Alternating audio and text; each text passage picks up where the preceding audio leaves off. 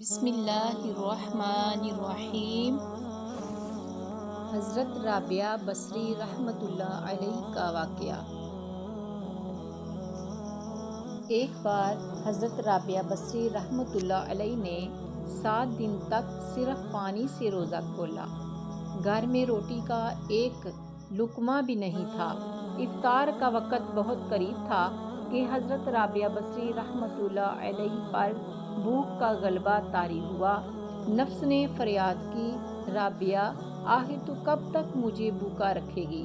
ابھی آپ رحمۃ اللہ علیہ کے دل میں یہ خیال گزرا ہی تھا کہ کسی شخص نے دروازے پر دستک دی۔ آپ باہر تشریف لائیں تو ایک نیاز مند کھانا لیے کھڑا تھا۔ حضرت رابعہ بصری رحمۃ اللہ علیہ نے کھانا قبول کر لیا اور نفس سے مخاطب ہوتے ہوئے فرمایا، میں نے تیری فریاد سن لی ہے، کوشش کروں گی تجھے مزید اذیت نہ پہنچے۔ یہ کہہ کر آپ نے کھانا فرش پر رکھ دیا اور خود چراغ جلانے اندر گئی۔ واپس آئیں تو کیا دیکھا کہ ایک بلی نے کھانے کے برتن الٹے کر دیے ہیں اور زمین پر گرا کھانا کھا رہی تھی۔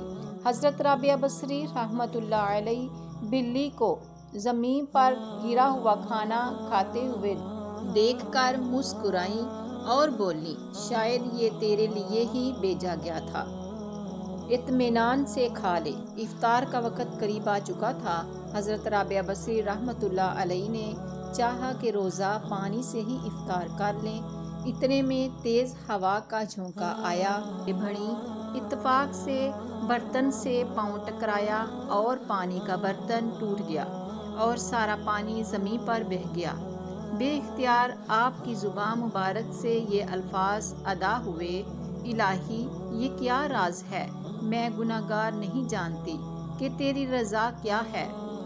غیب سے آواز آئی کہ اے میری محبت کا دم بھرنے والی، اگر تو چاہتی ہے کہ تیرے لیے دنیا کی نعمتیں وقف کر دوں تو پھر میں تیرے دل سے اپنا غم واپس لے لوں گا، کیونکہ میرا غم اور دنیا کی نعمتیں ایک دل میں جمع نہیں ہو سکتی۔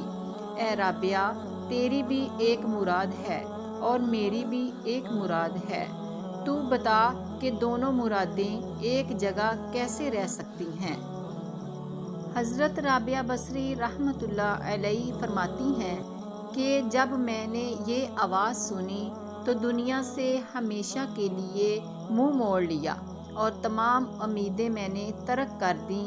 اس کے بعد میں نے ہر نماز کو آخری نماز سمجھا اور آخری نماز سمجھ کر ادا کیا، اور اللہ کی محبت میں ایسی گم ہو گئی کہ دنیا کی نعمتوں کی مجھے کبھی بھی تلاش نہ رہی اور نہ ہی میرے دل میں دنیا کی نعمتوں کا خیال آیا۔